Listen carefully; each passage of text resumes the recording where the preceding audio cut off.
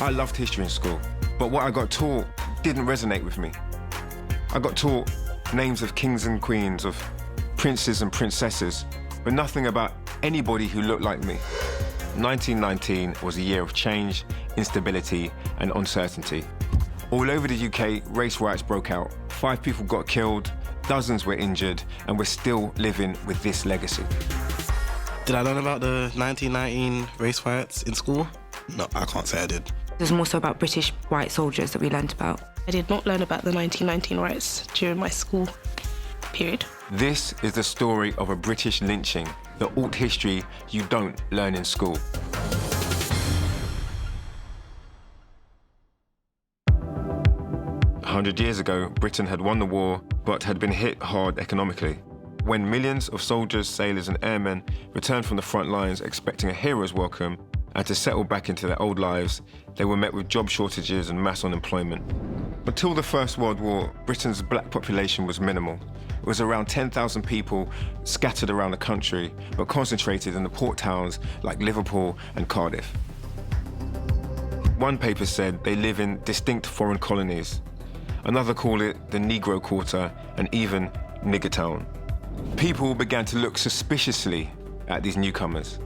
The black and Asian population became an easy target for the frustrations despite suffering from the many same economic hurdles.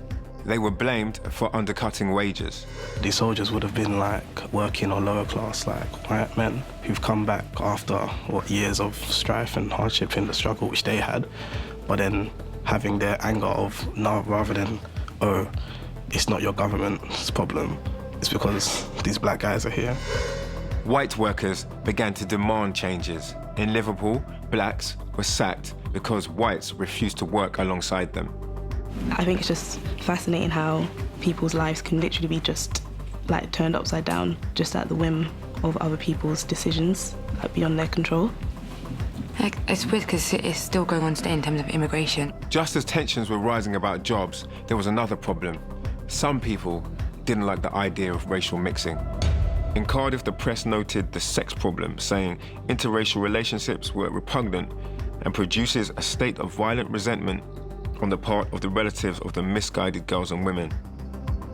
So all of this started based on the fact that white women thought the black men were superior to white men. They're ours, not yours. They're meant to be for us. You're not meant to have opinions in terms of the women. They're thinking you're meant to have opinions, not meant to have ideas. You're meant to have eyes for anyone else but us. On the 5th of June 1919, in a pub on George Street in Liverpool, a fight broke out between a group of Scandinavian and a group of black sailors. But when the police arrived, guess what? They only arrested the black sailors.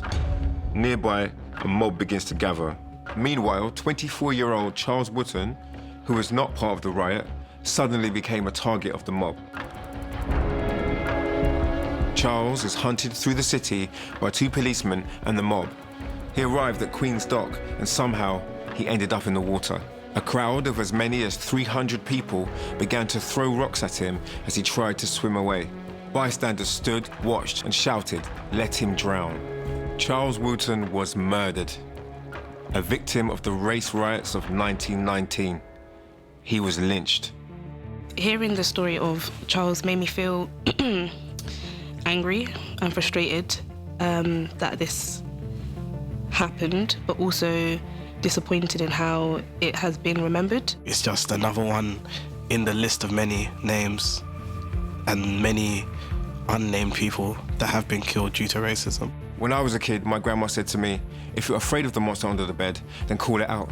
And that became my way, to run towards things, to confront them. But what could Charles do?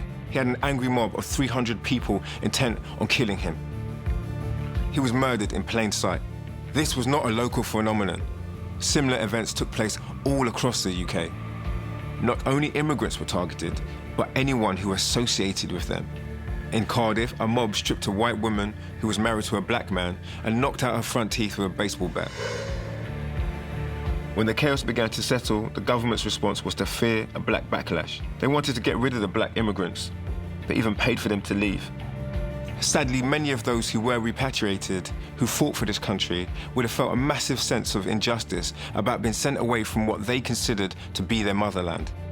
Their sense of Britishness was not enough to convince the authorities or the general public that they had the right to stay here. What's worse, in many cases, they were blamed for the riots of 1919, despite having to defend themselves from white mobs. No one was convicted for the murder of Charles Woodson.